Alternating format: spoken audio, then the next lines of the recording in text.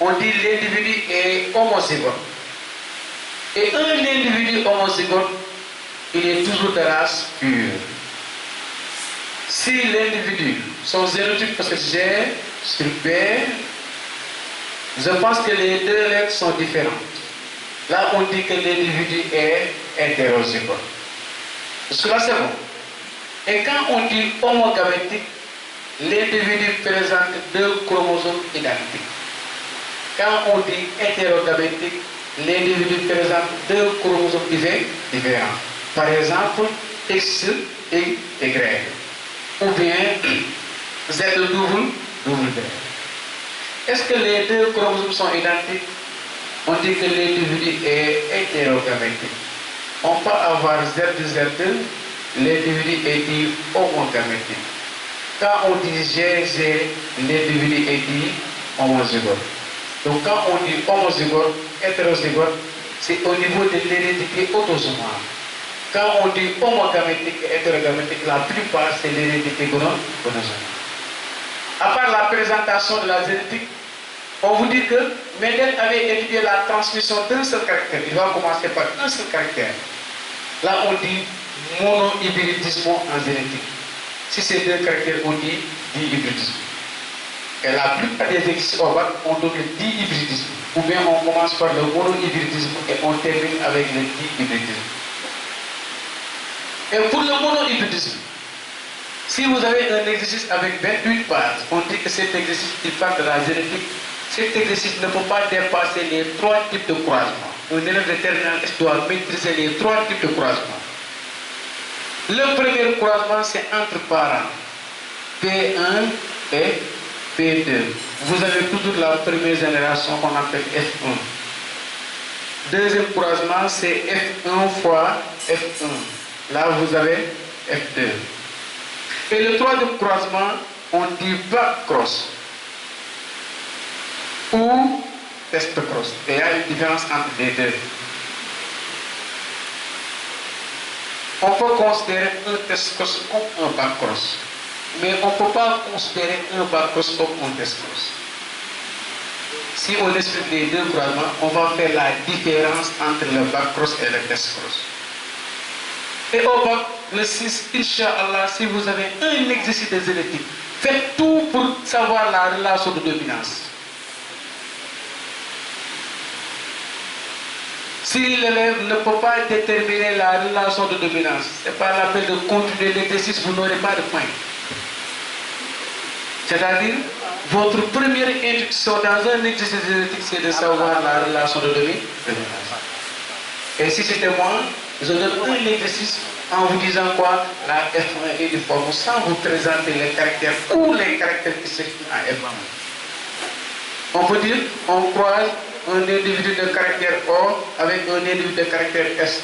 La F1 c'est 100%. Tout simplement.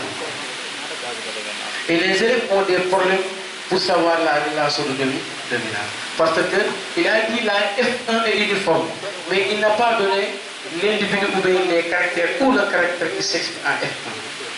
Mais vous, vous êtes des généticiens, j'ai confiance à vous, vous regardez l'autofécondation. F1 fois F, F1. Par exemple, du monohybridisme, il va parler 3 quarts, 1 quart. Je pense que 3 quarts est supérieur à 1 quart. Parce qu'on compare deux fractions de même dénominateur, la fraction la plus élevée, c'est la fraction qui contient le dénominateur le plus grand. 3 quarts supérieur à 1 quart. Vous regardez les caractères ou le caractère qui s'exprime en 3 quarts. Ce sont les individus dominants. Il n'a pas donné F1. Il a dit la F1 est uniforme 100%. Il n'a pas précisé le caractère qui s'exprime en F1. Laissez ce croisement.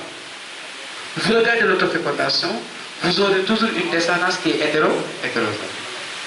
Et si la descendance est hétérozygote, vous pensez toujours à calculer les proportions. On a calculé, on trouve 3 quarts, 1 quart. Vous dites que 1 quart, ce sont les individus minoritaires. Et les individus minoritaires renferment les caractères récessifs. Et là, vous remontez en haut, vous dites que donc la F1 qu'on avait cassé, voici la relation de dominance. Je pense que c'est clair. On suppose qu'il peut donner un exercice de génétique où il ne donne pas les caractères ou le caractère qui s'exprime en F. Vous regardez la deuxième descendance avec une répartition inégale. Vous prenez la forte proportion, c'est le caractère ou ce sont les caractères dominants. Jusque-là, c'est bon. Par exemple, si on vous dit qu'en F1 vous avez 100% de S, s'il vous plaît, si on vous dit interpréter, réciter le cours, la F1 est élue, automatiquement vous dites que la première loi de Mendel est vérifiée. Vous précisez que les parents sont de race pure. Encore une fois, ce n'est pas F1 qui est de race pure. Ce sont les parents de F1 qui sont de race pure. Parce que F1 est uniforme. Qui sont les parents de F1? C'est P1 et P2. Vous dites que P1 et P2 sont des individus de race pure. Si on vous demande pourquoi, justifiez, car la descendance elle est homogène. Et si vous avez du temps, et avec une simplicité, entre parenthèses, la première loi de Mendel dit, lorsqu'on croit deux parents de race pure, la descendance doit être uniforme. Et si vous n'avez pas le temps, ce n'est pas la peine de préciser. Jusque-là, c'est bon. Il vous reste quoi? La relation de dominance. J'ai dit, vous dites que la première loi de Mendel est vérifiée, les parents sont de race. Regardez, quel est le caractère qui s'exprime?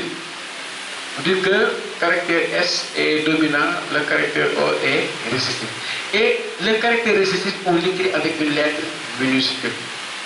Et l'autre par une lettre majuscule. Si vous voulez, faites la vérification. C'est le monohybritisme. Si vous vérifiez la relation dominante, la vérification. Bon. Phénotype, nos parents, phénotype, génotype, gamète et F1. Jusque-là, c'est bon. Je pense qu'il va faire l'autofécondation.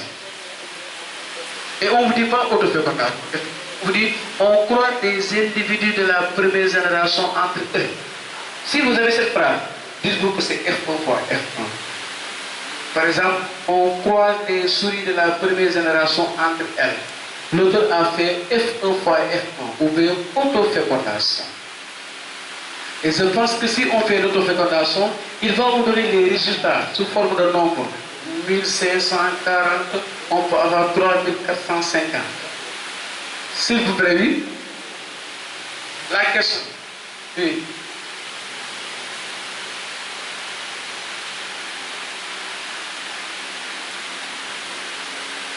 En F1. Oui. Oui. En caractère, bien sûr. Je viens d'introduire la génétique. Je ne dis pas de poser des questions. On fait doucement. Nous sommes au niveau du domaine de définition de la génétique. C'est tous les clés pour traiter un exercice de génétique. On fait doucement. C'est bon. Parce que le dihybritisme est trop sensible que le monohybritisme. Suivez bien. Si on vous dit autofécondation, donc c'est un nombre, s'il vous plaît. Pour interpréter le deuxième croisement, il ne faut pas parler. Tout à l'heure, on avait dit que la F1 uniforme, la première loi de Mendel est vérifiée. Parce qu'on a 100%. Si vous avez 100%, récitez le cours. Si vous avez un croisement qui donne une descendance hétérogène avec ces nombres, vous dites que calculons les proportions. Pourquoi on doit calculer les proportions? Parce qu'en génétique, on n'a que des résultats. 3 quarts, 1 quart, il y a une interprétation. 1 quart, 1 demi, il y a une interprétation. 50, 50, il y a une interprétation. 4 fois 25, il y a une interprétation. 4 phénotypes improbables, 2 à 2, il y a une interprétation. Donc il suffit de calculer pour savoir vous êtes dans quelle partie de la génétique. On a calculé. On a trouvé 3 quarts, 1 quart ou bien 75%, 25%. Mais attention, c'est quel F? C'est F? Vous présentez la F2. Tout à l'heure, on avait dit quoi? La F1 est unie. Ici, on dit quoi? La F2 est hétérogène. Mais si la F2 est hétérogène, est-ce que la première loi de Mendel est vérifiée? La première loi de Mendel n'est pas. Si la première loi de Mendel n'est pas vérifiée, vous retournez. Vous dites que les parents de F2 sont de race hybride. Et qui sont les parents de F2? Donc ici on dit que F1 est de race hybride. Ici, F1, elle est comment? Unie. Les parents de F1 sont de race. Ici, F2, elle est comment? Les parents de F1 sont de race hybride. Jusque-là, c'est bon. Ici, comme on a déterminé la relation dominante, ce n'est pas la peine de déterminer encore la relation de dominance. Vous allez expliquer les un cas. Quand on dit F1 fois F1, c'est S fois S. Vous êtes d'accord? Vous avez 3 quarts de S et 1 quart de O. Pour que l'apparition du caractère récessif en F2 montre qu'il y avait une ségrégation des caractères. 2 points, c'est la deuxième loi de Mendel. On peut faire la vérification. Et si vous faites la vérification, essayez de faire des signes de croisement. Jusque-là, c'est bon. Et ici, c'est le dernier croisement qu'on appelle le back-cross. Comment on fait pour savoir que cet exercice ou ce croisement, c'est un back-cross? Un back-cross, on croise un individu de F1 avec l'individu récessif. Là, ce n'est pas un test cross. Là, c'est le back-cross. L'individu F1, il est de quelle race?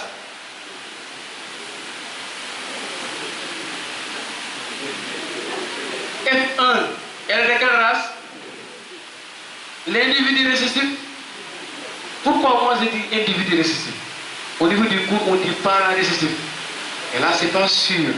L'auteur va donner un individu récessif. C'est-à-dire, lorsqu'on fait le croisement entre un mâle et une femelle, en cas des LDA, on croise un mâle de F1 avec une femelle de race pure. Là, c'est un back-cross. Et on peut faire un autre back-cross où on fait femelle de F1 avec mâle récessif. Donc, il faut préciser que c'est l'individu récessif. L'individu récessif, il est de quelle race? Il est de quelle race? Race pure et race hybride. Mais ici, rien n'est cassé. On connaît le génotype et le phénotype de cet individu. Donc, on connaît le phénotype et le génotype de cet individu. Donc, on ne peut pas faire le test cross. Là, c'est un back-cross. Vous êtes au niveau du monohybridisme. Si on fait le back-cross, vous aurez quel type de résultat? 50% et 50%. Pour terminer, dans cette situation, il n'y a pas un back-cross qui donne 100%. Demandez-moi pourquoi. Back-cross ne certes pas la race d'un individu.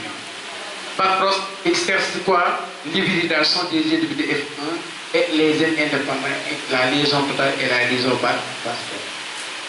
Quand on dit test, c'est pour tester quelqu'un, mais on ne teste rien.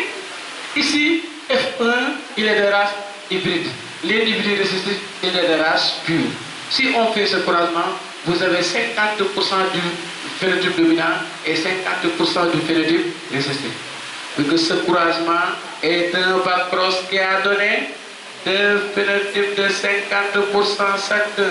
Ça confirme que les individus de F1 sont de race hybride. C'est-à-dire F1 a produit combien de gamètes?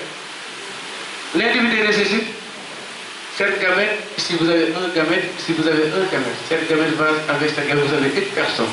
Cette gamète va avec cette gamète, vous avez une personne. Un demi, 50%, 50%.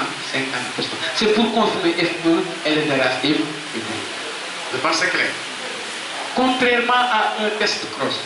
Un test cross, on croise un individu de race inconnue avec l'individu récessif. Vous êtes d'accord? Pourquoi on dit tout test cross et back-cross? Parce que pour faire le test cross et la back-cross, on utilise le même parent, le même individu. Pourquoi tout back-cross n'est pas test cross?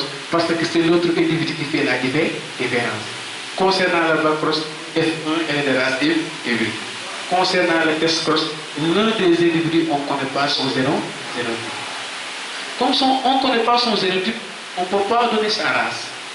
C'est au niveau de la descendance. Et la première possibilité, c'est d'avoir 100%.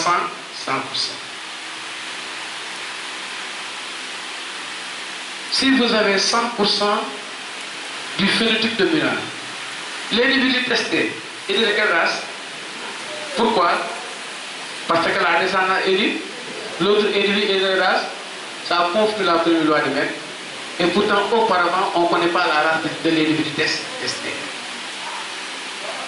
Si on a 100%, l'individu testé a produit combien de types de gamètes? C'est-à-dire qu'il est homozygote. Et un individu homozygote, il est de race pure. Si on a 50% et 50%, on sait que l'individu récessif produit toujours un seul type de. L'origine des 50% et 50%, c'est l'individu testé. Dans ce cas, l'individu testé a produit combien de types de gamètes? Donc il est hétérozygote. Un individu hétérozygote ne peut pas être de race pure.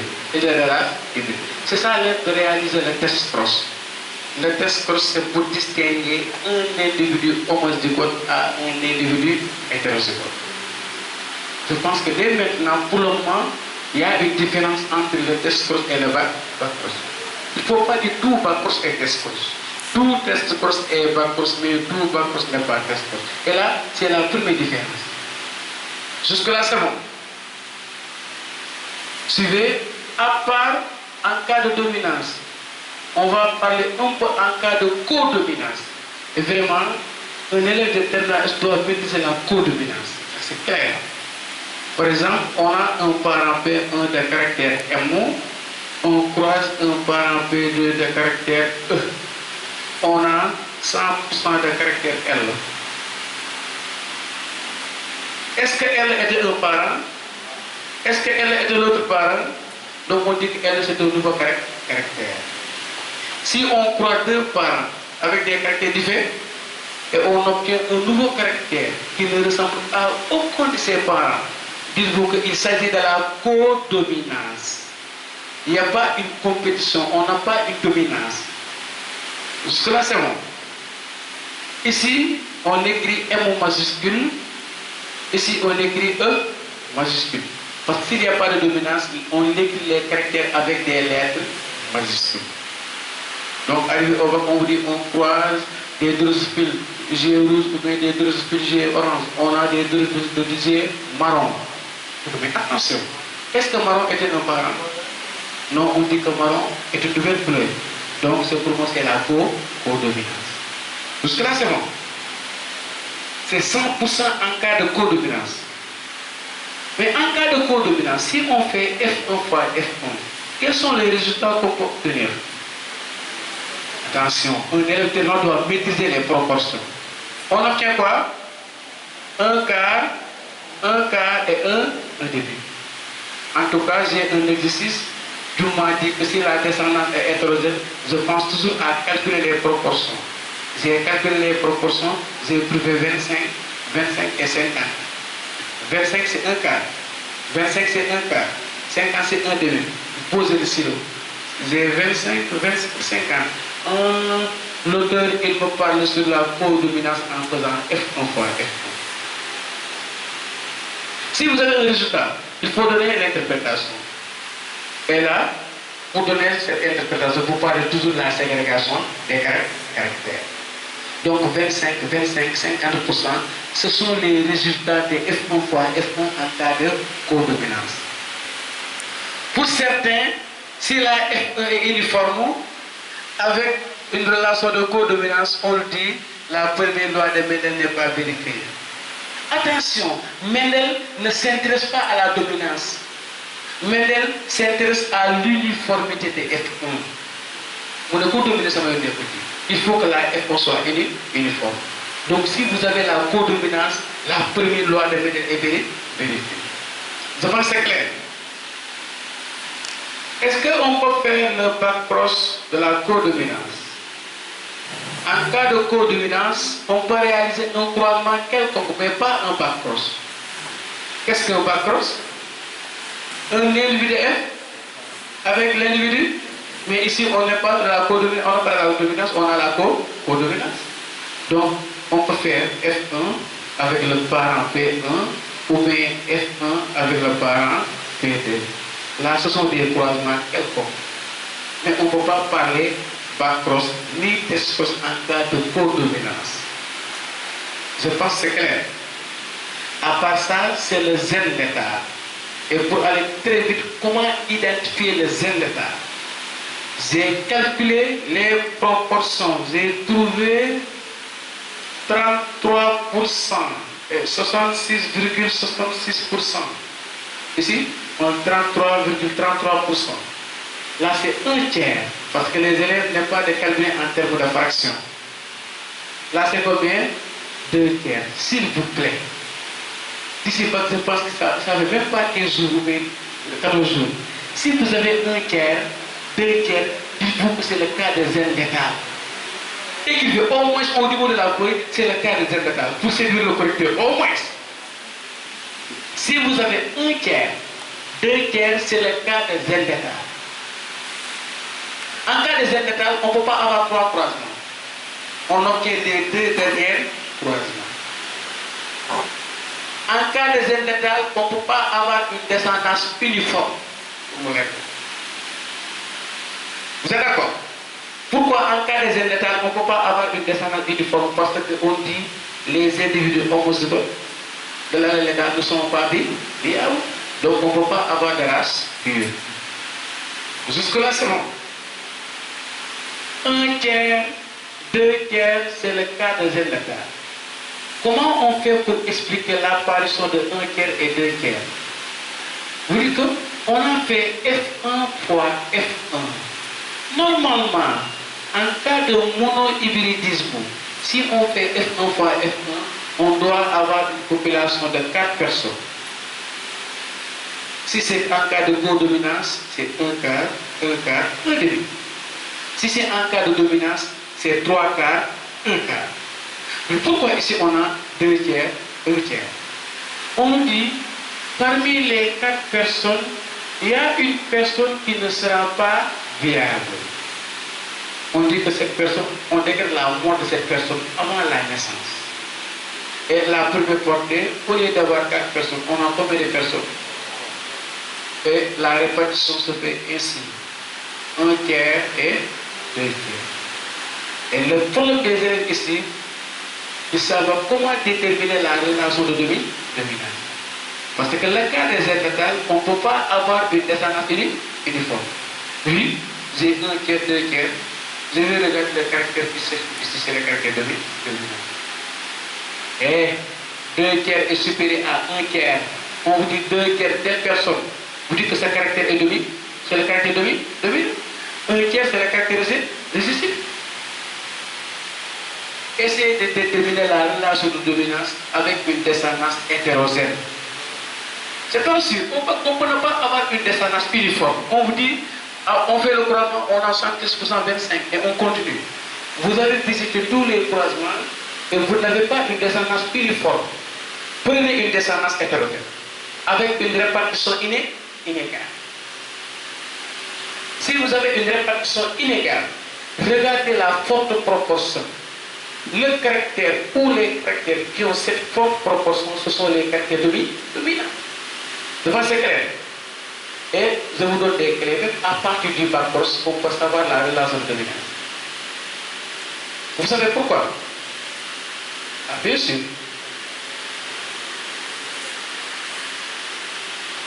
Si on donne des études, on ne donne pas des exercices faciles. Hein? On vous donne des exercices qui poussent à réfléchir. Ah, bien sûr, on ne dit pas F1 soit uniforme ou bien entre pas uniforme. Là, c'est facile. Suivez. On vous dit cet exercice, il y a un seul croisement. On croise des individus, par exemple X, avec des individus Y. On a 35%, on a 35%, 15%, 15%. Et là, l'élève a des problèmes pour savoir la relation de dominance. Il pose la question, quelle est la relation de dominance? Vous dites que le croisement entre X et Y a donné 2 fortes proportions et 2 faibles proportions. En réel, il va citer Y, il va citer X. Si on regarde ici, 2 fortes proportions et 2 faibles proportions, on peut savoir la relation de dominance. Comment? Parce que l'un des personnes ou bien l'un des individus va représenter F1. Et certainement, il va parler la femelle de X, le ventre est Y. Si on croise, premier croisement et dernier croisement, une femelle d'une population et un mâle d'une population, vous avez deux fortes et deux faibles. Dites-vous que ce croisement est un bac cross. Et ce bac a donné deux fortes proportions et deux faibles proportions. Et je pense que vous avez compris l'origine de ces deux fortes proportions et deux faibles. C'est la femelle qui a fait le cross. Comme la femelle fait le crossover, ce sont ces caractères qui dominent l'autre caractère. C'est bon. Donc, à partir du bac cross, on peut savoir la relation de dominance. L'autre l'a dit, pouvoir déterminer la relation de dominance. J'ai expliqué à partir de F1 fois F1, on peut savoir la relation de dominance. Regardez la F2. Quelle est la forte proportion? C'est 75%. 75%, ce sont les caractères de dominance. J'ai le cas des létales, c'est 2 tiers qui est dominant. 1 tiers c'est resté. J'ai un quart, un demi. C'est la codominance. Alors, on dit c'est bon. Je pense que c'est bon. On va parler de dihybridisme. Et réveillez-vous, c'est la leçon la plus facile. Quand il y a un dit,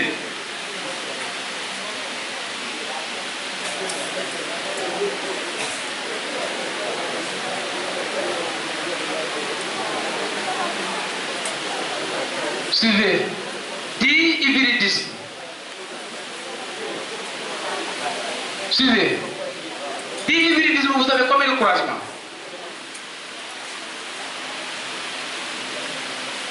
On croise P1 fois P2. Vous avez 100%, suivez, F1, 100%.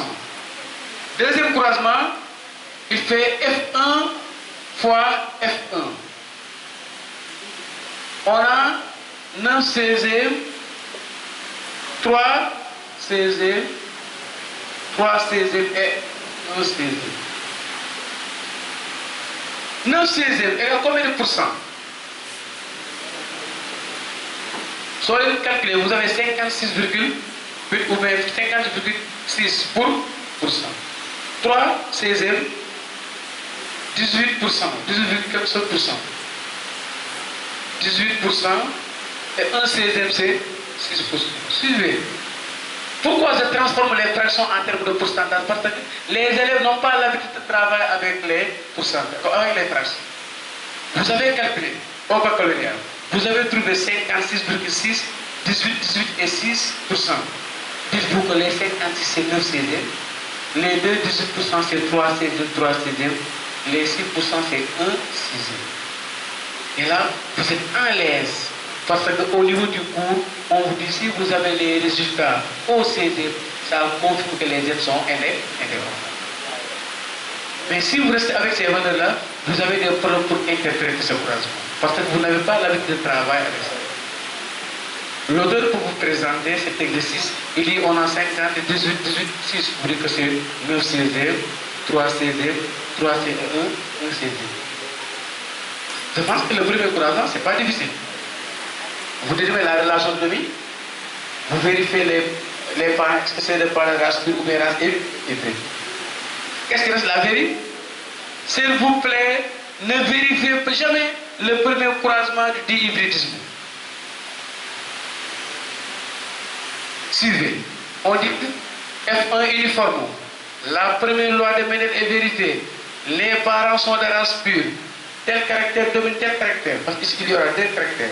Les caractères X, Y dominent respectivement les caractères Z et M. Jusque-là, c'est bon. Et il reste quoi? La vérification. Ne vérifiez jamais le premier croisement du dihybridisme. Je vous dirai quelques minutes quand est-ce qu'on vérifie juste le premier croisement. Suivez bien, il ne faut pas vérifier le premier croisement du dihybridisme. Vous savez pourquoi? Nous sommes au niveau du hybridisme, il est bon de savoir la relation entre les ailes. La relation entre les ailes et la relation de dominance, ce n'est pas la même chose. Quelle est la relation de dominance? Il faudrait savoir les caractéristiques et les caractères dominants. Et quelle est la relation entre les ailes? Est-ce que les autres sont indépendants ou bien est-ce que les ailes sont liées? Dans les textes. Quelle est la relation entre les ailes? Il voulait savoir est-ce que les ailes sont liées ou bien les ailes sont indépendantes. Jusque-là, c'est bon. Regardez. Si vous avez les résultats au 16e, ne cessez pas de midi à 14h. Les ailes sont indépendantes. On peut avoir Z indépendant codominance, on peut avoir Z indépendant dominance. Mais si vous avez 9 CD, 3 et 1 CD, les ailes sont indépendantes. Vous avez compris ça?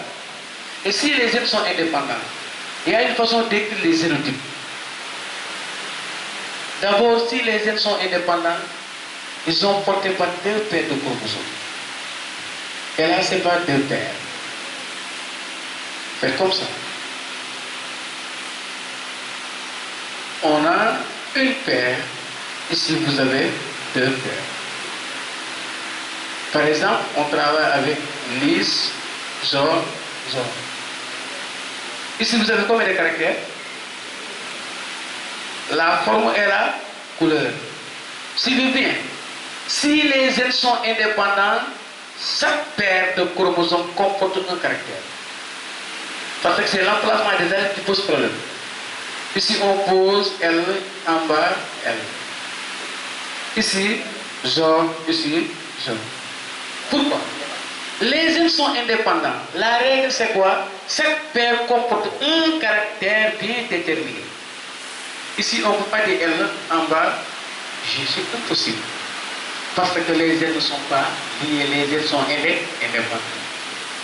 Ici, vous avez une paire. Donc, on écrit LL. Forme, couleur, couleur, forme. Jusque-là, c'est bon. L'autre, on peut dire ridé, ridé. Ici, verte, ici, verte. Je pense que vous avez fait cet exercice au niveau du cours. Pourquoi le prof a dit LL, zone, zone? Parce que les ailes sont indépendantes. Chaque paire de chromosomes comporte chaque paire de chromosomes comporte un caractère bien déterminé. Jusque-là, c'est bon. Le dernier croisement, c'est le bac-cross. Il va croiser un individu F1 avec l'individu doublement récessif. Et il peut donner le bac-cross et l'élève dit que vraiment, moi je ne connais pas la nature de ce croisement. Pour connaître la nature d'un croisement, calculez la descendance. Vous me déclarez un croisement et vous me donnez les résultats. Moi j'ai fait les calculs, j'ai trouvé un quart, un quart, un quart et un quart. Ça veut dire c'est 4 fois 25%. On a fait 4 fois 25%. C'est en ce moment on dit que ce croisement est un bac-cross. Et si le bac donne 4 phénotypes de 25%, ça confirme quoi? Que les ailes sont indépendantes. Donc ici, le bac-cross confirme l'indépendance des ailes. Là, c'était une hypothèse, hein, parce que c'était la ségrégation indépendante qui constitue la troisième loi des ailes. Si vous calculez, vous avez les résultats au 16e. On peut donner une hypothèse. On peut penser que les ailes sont indépendantes. C'est-à-dire portées par 2 paires de chromosomes. Si on fait le bac-cross, et le bac-cross a donné 4 phénotypes de 25%, ça confirme que les ailes sont indépendantes. Ensuite, les individus F1 sont de race hybride. Cette fois-ci, la F1 va produire combien de types de gamètes? Répondez-moi. 4.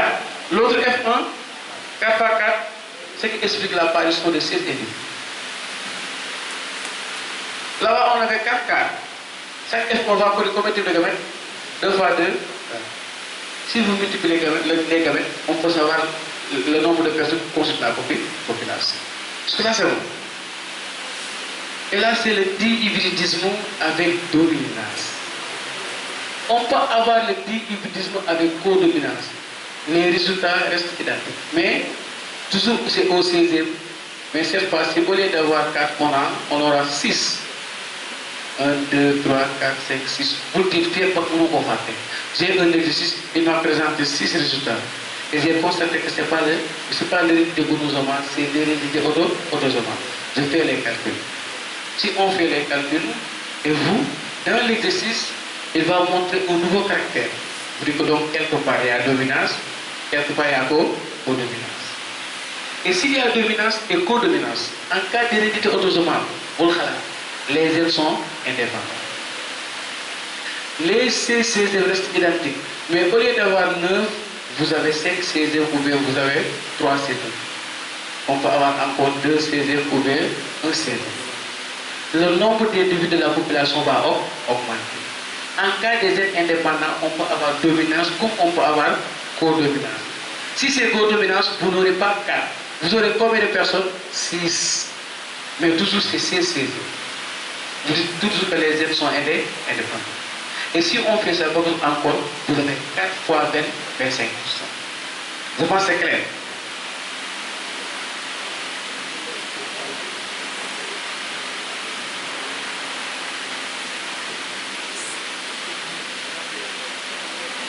nit ku lekk ceeb nag mën ngaa ko bu xoole ba ci kanam.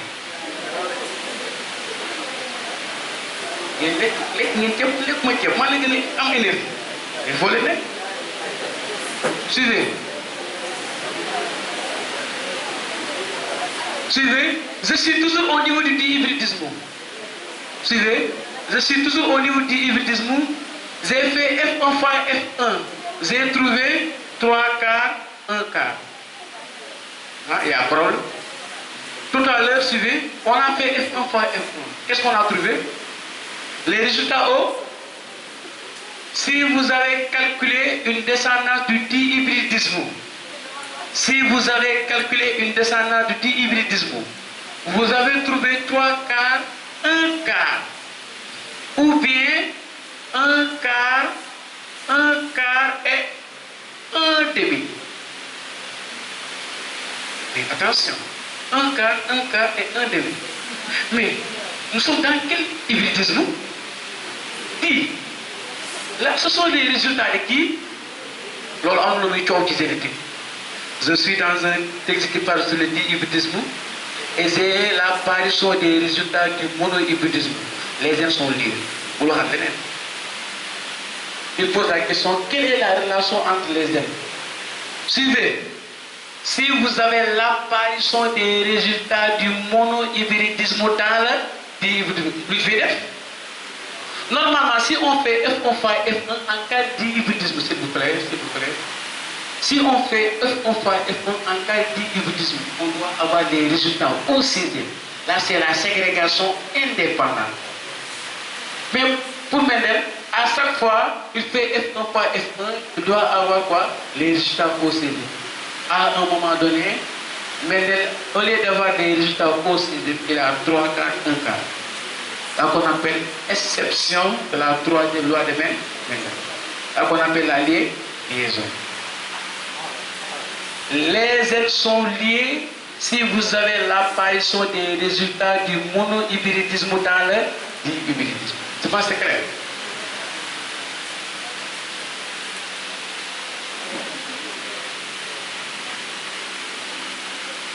Ça c'est quoi?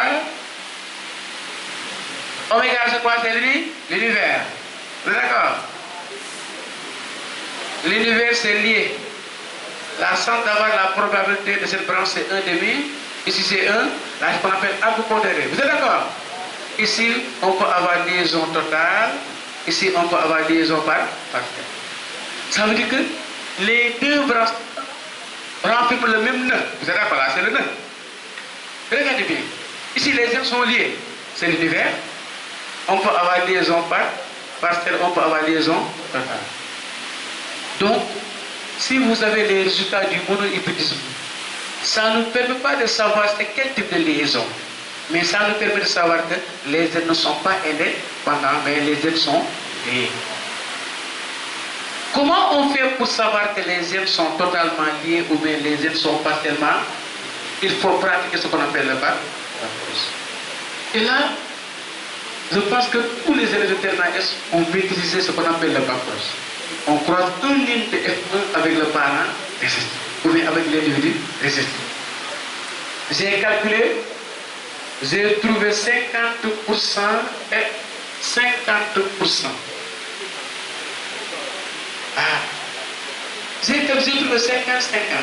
Et on a dit que les ailes sont, si les ailes sont liées, vous avez fait le bac et vous avez trouvé 50-50. Les ailes sont totalement liées. C'est bon. Mais si vous avez calculé, vous avez trouvé 40%, 39,95%, 10%, 10%. Deux fortes proportions et deux faibles proportions. Les ailes sont partiellement avec possibilité de corriger. Quelle personne est pour de façon génétique exercice. Il y a que pour vous l'être résumé. L'apparition des résultats du monohybridisme dans le dihybridisme montre quoi? Les ailes sont, pour savoir quel type de liaison on fait quoi? On applique le bac et le bac peut donner deux résultats. Deux phénotypes de 50% chacun. Les ailes sont comment? Totalement. Si vous avez deux fortes et deux faibles, les ailes sont comment? Avec possibilité de corsicope. Je pense que vous tous, vous pouvez manipuler le corsicope. Ça veut dire que c'est brassage intra-chromosome. Je pense que c'est clair. À part ça, là, je pense que ce sont les éléments de l'hérédité autosome. Encore une fois, si au bac, on donne l'épreuve, vous avez dit maîtrise de connaissance, compétence, de connaissance académique. Oui, le troisième exercice, c'est raisonnement génétique. Si c'est génétique, regardez automatiquement la dernière question. Je regarde la dernière question ou bien la dernière partie. Il me dit que c'est la carte factorielle. Les ailes sont liées et la liaison est partielle. Il demande la carte factorielle. On ne peut pas faire la carte factorielle si les ailes sont indépendantes. On ne peut pas faire la carte factorielle si les ailes sont totalement liées. La carte factorielle est demandée uniquement si les ailes sont partiellement liées. Donc, pour mon cas, carte factorielle, les ailes sont partiellement liées. C'est quoi d'abord? Si on vous demande la carte factorielle au baccalauréat, ne cherchez pas de midi à 14 h, les ailes sont partiellement liées, avec possibilité de corriger. Et demain, normalement, avant de commencer les méthodes de connaissance, je voulais faire un exercice de l'hérédité. Comment de génétique? Là, on vous demande de discuter des hypothèses sur la carte factorielle. On peut avoir deux cas ou bien on peut avoir trois cas. Et là, c'est intéressant. En 2019, il avait demandé ça, il avait de représenter les trois cartes factorielles. C'est bon. Mais aujourd'hui, on fait le résumé concernant la génétique. C'est bon. La deuxième partie, c'est l'hérédité gonosomale.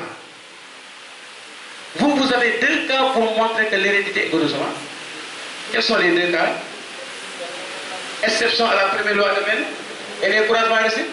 On ne peut pas avoir ces deux. Comment? Et lu tax ñu organiser synthèse bi nag maanaam li nga amoon yu yokk la ko wala li nga amoon te fàtte ko ñu fàttali la ko loolu mooy intérêt synthèse. Parce qu'on peut dire oui, si vous avez des croisements réciproques qui donnent des résultats différents, l'hérédité est gonosomale, exception à la première loi de Mendel, l'hérédité est gonosomale. li nga jëlee fii lañ la wax fii kon daa am lu ñu war a yokk tuuti mu wóor. On peut ne pas avoir exception, on peut ne pas avoir des croisements réciproques et l'exercice c'est gonosomale. Comment faire? Il vous dit expliquer ou bien montrer la localisation chromosomique. Automatiquement, vous dites quoi? Est-ce que c'est exception à la première loi de Mendel? D'abord, qu'est-ce qu'une exception? David, les élèves ont dit on croit deux parents, on obtient 50-50, c'est exception. C'est gonosomale. Attention. Regardez l'exercice. Est-ce qu'on a précisé la race des parents? Si on vous dit, on croise une femelle de tel caractère et un mâle de tel caractère, mais les deux sont de race pure. Comme vous voulez. Je fais que les gars ont un le mot qui sort. Il est surveillant. Madame, on ne se voit pas normal. Ici, qu'est-ce qu'on a écrit? xamul dara gis ne dans la rue daa dit que les parents sont des races pures commerce loolu laa doon vérifier ñaari nit mënuñoo bokk bañ a gis les parents sont des races pures et que la descendance est hétérogène on a exception à la première loi de Mendel boo xalaat l'hérédité est heureusement portée par le chromosome X bindu ko balaa muy naaw si vous avez deux parents de race pure après croisement de ces deux parents la descendance est hétérogène c'est exception à la première loi de Mendel. Si vous avez exception, l'hérédité est gonozomale. Les gènes sont portés par le chromosome X. Je pense que c'est clair. S'il vous plaît, ne regardez pas deux parents, top, descendants hétérogènes, vous dites que l'hérédité est gonozomale. Rassurez-vous que l'auteur a précisé, avant de donner la descendance, que les deux parents sont de race pure. Clair. Si nous demandons ce qu'on lit, je vais souligner.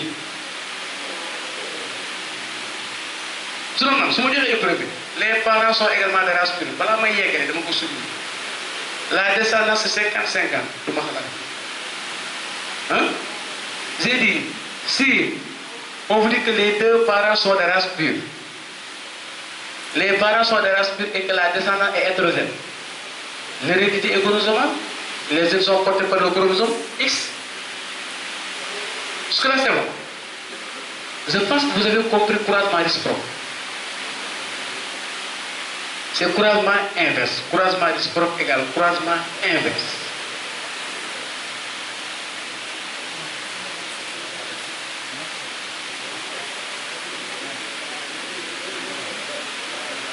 Suivez, on croise une femelle. Je ne vais pas utiliser des caractères. Je n'ai pas un exercice. Une femelle de caractère E. C'est un résumé. Un mâle de caractère F. On a, suivez, 100% de caractère E. Cette fois-ci, on croise une femelle de caractère F avec un mâle de caractère E. On a 50% femelle de caractère et 50% mâle de caractère. Ah, regardez les deux croisements. On va appliquer la règle de Gamow.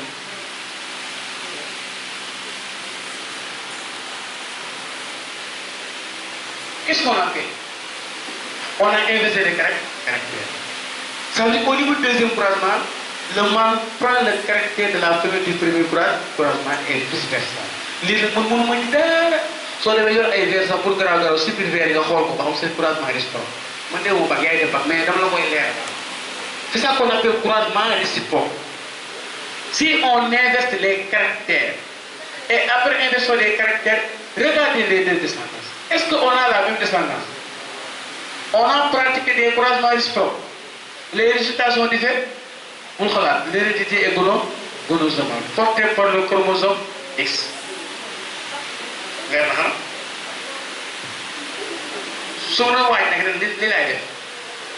Je vais faire des croisements réciproques. Je dis, oui, on a 100%. Et vous avez dit le croisement réciproque, l'hérédité est gonozomale devant tant. Il a fait des croisements réciproques. Est-ce que vous avez des résultats différents? On a le même résultat. L'hérédité est toujours autosomale. Sous les rôles de Madjal, il pose une question. Si les croisements réciproques donnent les mêmes résultats, l'hérédité est autosomale. Si les croisements réciproques donnent des résultats différents, l'hérédité est gonozomale. Je pense que c'est clair. Et on suppose qu'on ne peut pas avoir croisement inverse, on ne peut pas avoir exception à la première loi de Mendel. Comment on fait pour savoir que c'est gonozomale? S'il vous plaît, nous théorisons tout. L'absence de croisement réciproque et l'absence de l'exception de la première loi de Mendel. Vous regardez l'exercice. Et vous allez vous dire, on croise une femelle avec un mâle. Vous avez cherché, il n'a pas donné croisement réciproque, ni exception à la première loi de Mendel. Regardez la descendance. Si on vous dit on a 25 mâles, on a 25 femelles, on a 25 femelles, 25 mâles. La descendance, elle est donnée en fonction du... Donc c'est gonozomale. Si la répartition de la descendance se fait en fonction du sexe, le sexe est important. Ça montre que c'est gonozomale. On peut avoir un exercice, il dit on fait un croisement entre mâle et femelle. C'est correct. Si on donne la descendance et que la descendance, elle a fait la descendance en fonction du sexe, dites que c'est gonozomale. On n'a pas exception, on n'a pas de croisement réciproque. Alors, étant donné que la descendance se fait en fonction du sexe, donc l'exercice est gonozomale. Si vous proposez une hypothèse, ça peut être gonozomale. Vous vérifiez, vous avez les mêmes résultats que l'individu, que l'exercice, donc ce qu'on suppose, c'est vrai, c'est gonozomale.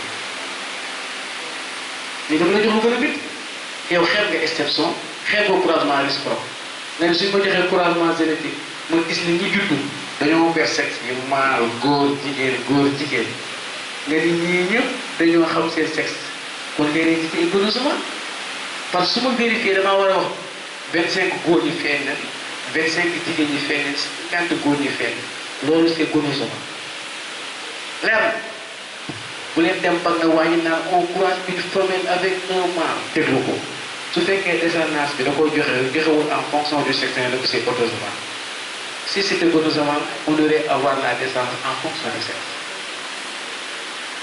mën naa jàngale on croise un mâle et une femelle on a 75% waxul mâle waxul femelle 25% waxul mâle waxul femelle c'est autosomal si c'était autosomal danaan 75% yi góor la wala jigéen 25% yi góor la wala jigéen bu xanaa leer na nag génétique moom waruñu leen tee nax moom da ngay téye rek dafa joxe croisement di juddu nan la 100% la première loi de Mendel est vraie les parents sont de race vous cherchez la relation de dominance si c'est le divinisme damay bañ ba tëdd ci table bi nga ne ko du ma vérifier parce que xaw ma ba xam les gènes sont indépendants ou bien les gènes sont loolu leer mais quand est-ce qu'on vérifie le premier croisement dama lay jox ñaari possibilité il fait un exercice il pose cette question bind leen ko donnez les génotypes possibles il pose une première question donnez les génotypes possibles bind ko par ma laaj la boo xam ne ngay def donnez les génotypes possibles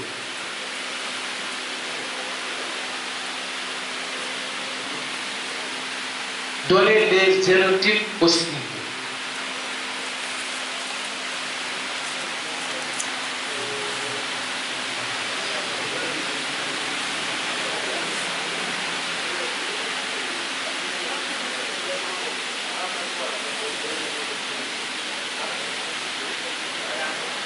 Suivez, on prend une plante de taille longue avec des feuilles rouges.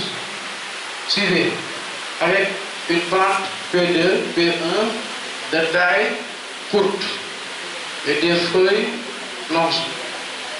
On dit en F1, on a suivi, on a 100% de plantes de taille longue et de feuilles blanches.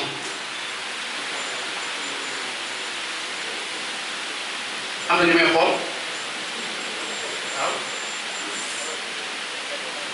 li ma bind lañ d'accord du ko dominante da ngay muus ñaari paana mën nañoo croise ñaari paana kenn gañe am bu gañe wu mënoon naa di 100% plante longue fleur rouge maa ko inversé et là c'est possible ça veut dire ici cet individu possède un caractère dominant et un caractère récessif. Cet individu possède un caractère dominant et un caractère récessif. Li mën naa nekk ba. Mu pose question, donnez les génotypes possibles. On dit yow ñu may corriger de waaye ci biir hybride bi ma dugal di ma laaj pour vérification. Et il dit les génotypes possibles. Nga ne ko damay vérifier en cas de gènes liés et en cas de gènes indépendants.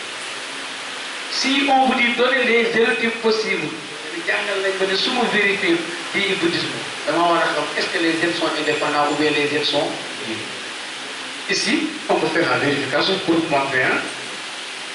Ici, phénotype, c'est L majuscule et L minuscule. Vous êtes d'accord? Ici, C minuscule et B majuscule. On vérifie en cas des Z indépendants. Si les Z sont indépendants, ils sont portés par combien de paires? J'ai dit tout à l'heure, chaque paire comporte un et bien. Ici, vous avez donc c'est la taille. L. Ici, R. Ici, R. Vous êtes d'accord? Ici, vous avez C. Ici, C. Ici, vous avez B. Cet individu va produire combien de types de gamètes?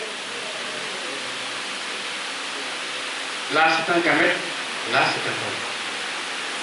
S'il vous plaît, n'écrivez pas L point virgule R. Si les Z sont indépendants ou bien si les Z sont liés, un gamète comporte les deux caractères. Si on devient point virgule, vous avez donné deux gamètes. Un beau dit qui est LR tiré C B. Ne mettez pas point virgule entre les deux. Z LR et CB. C'est bon. On fait la fusion pour avoir F1. Puis le théorie. Mousseau, vous écrivez deux paires de promotion. Ça c'est quel caractère? Je vais chercher au niveau de la deuxième personne quelle est la logo. Ici c'est C ou B. Vous faites L sur C. C'est deux années différentes, mais c'est le même caractère. Logo ou ah, modificateur.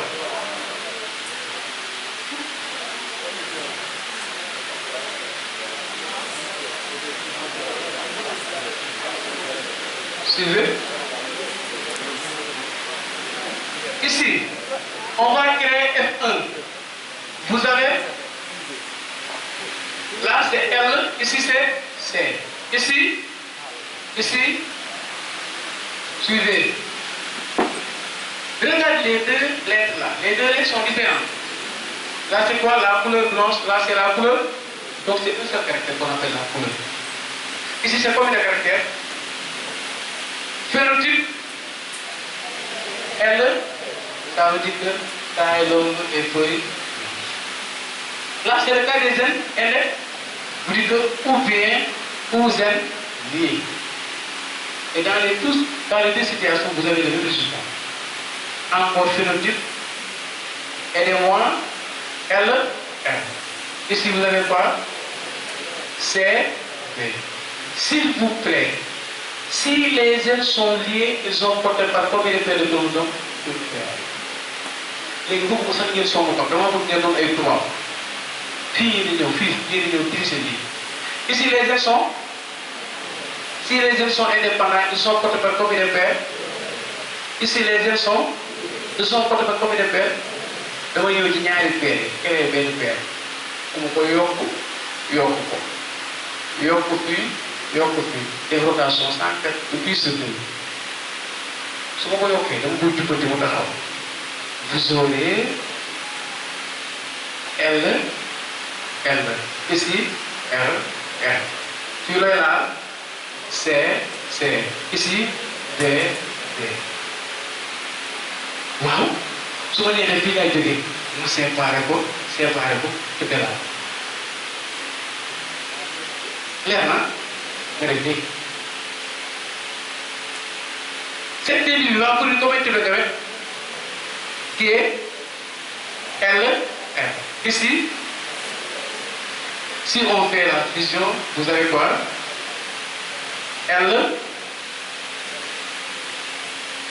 LC R V.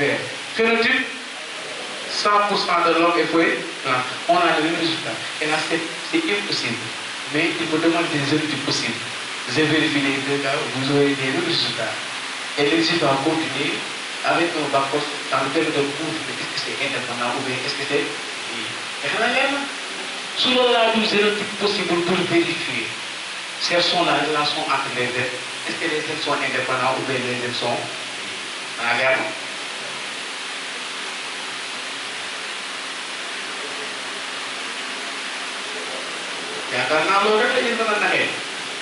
C'est bon. Si vous avez des questions sur la génétique, vous posez. Avant de parler de l'hérédité humaine, vous avez le micro. Si vous avez des questions à poser sur la génétique,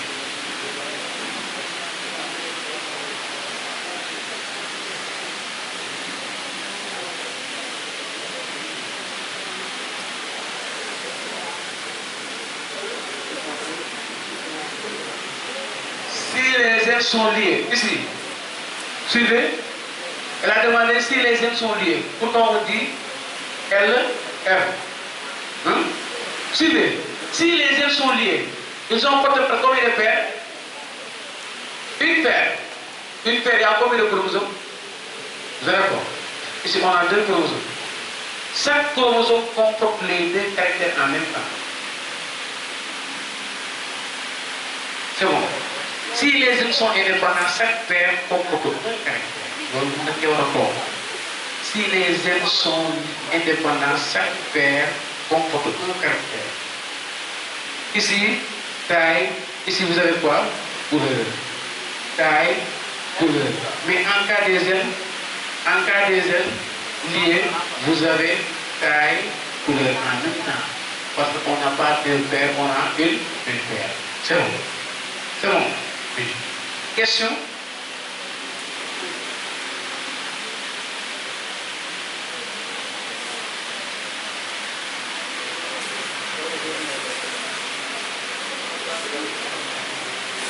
Oui. Hein? Comment?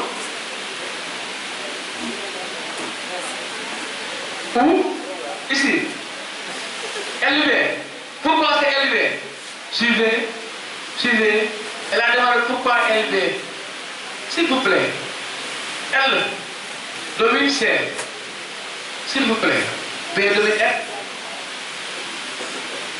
Vous n'avez pas compris? Parce que, au niveau du cours, le prof il n'a pas varié les exercices. Il doit varier les exercices en disant quoi? On suivait, s'il vous plaît. Ici, ce n'est pas un seul individu qui possède les 2 caractères dominants. C'est ce que vous avez l'habitude de voir. Vous êtes d'accord que c'est B qui domine R. Vous êtes d'accord que L domine C. Mais au niveau du phénotype, on ne peut pas avoir R. Parce que R est dominé par B. Phénotype, c'est quoi? Quelle est la définition d'un phénotype? Là, il y a un phénotype, c'est l'ensemble des caractères apparents.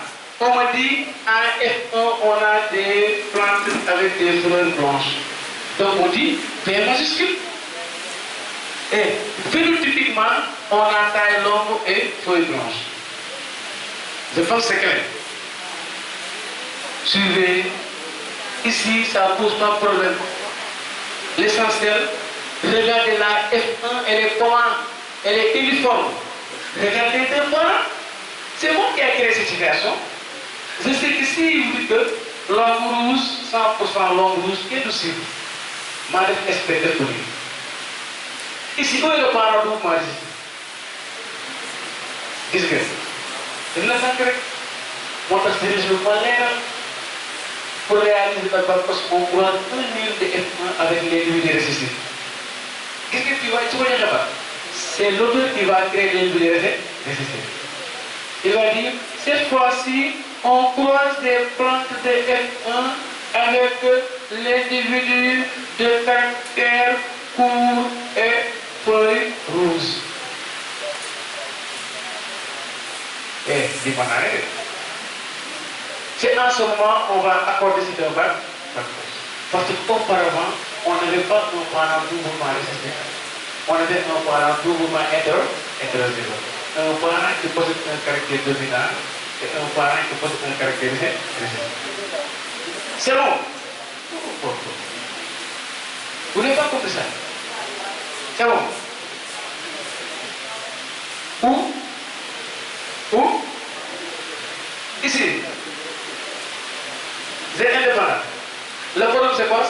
position des arêtes. Mais ici, vous êtes d'accord, on a choisi un croisement.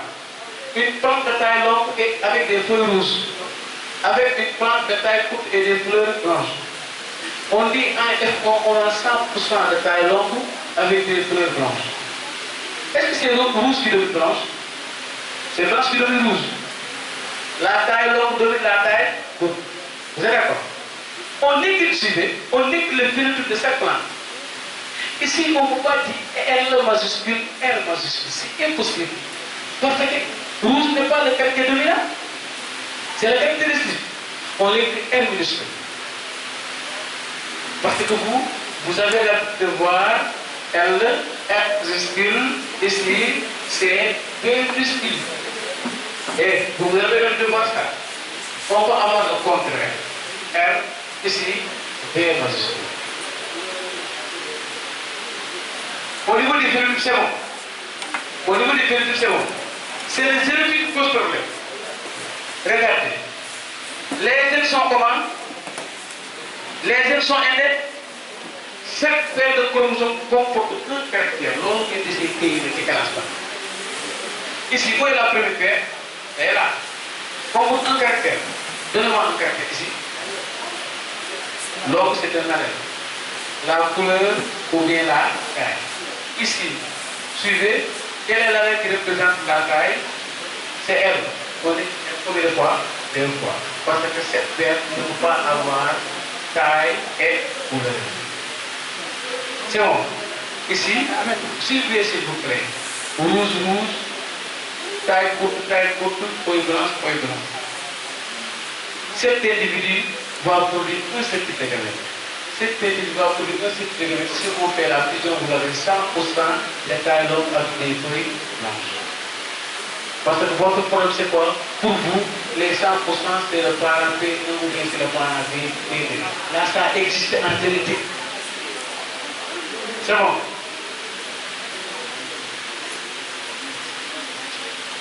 Là, vous certifiez de gamète.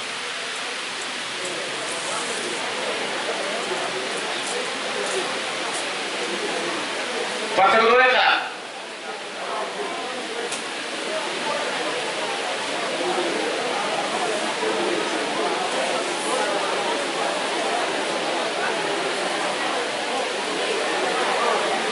Oui. Sur la carte factorielle. Voilà, suivez. Elle a demandé de revenir un peu sur la carte factorielle. Suivez. Par exemple, on a 35%, suivez. 15%. Si on vous demande de dresser la carte factorielle, vous avez 2 fortes proportions et 2 faibles proportions. D'abord, il faut définir la carte factorielle. La carte factorielle, c'est la représentation des phénotypes recombinés. Ici, quels sont les phénotypes recombinés? Vous faites la somme. C'est combien? 30%. Vous avez 30% de phénotypes recombinés. Et dans ce cas, ce n'était pas Mendel. C'était un deuxième scientifique qu'on appelle Thomas Morgan. Thomas avait dit quoi? Comme on a étudié ce qu'on appelle les aides partiellement liées, dans ce cas, il faut estimer les nouvelles distances. Et on a des problèmes pour mesurer ces deux au niveau du chromosome. Thomas Morgan avait dit, on va imprimer une nouvelle unité qu'on appelle centimètre. En disant quoi? 1% correspond à 1 centimètre. Vous êtes d'accord? Ici, 30%, ça fait combien? Donc, 30% correspond à 30 centimètres. Et on va déterminer la carte factorielle. Et là, vous prenez ça.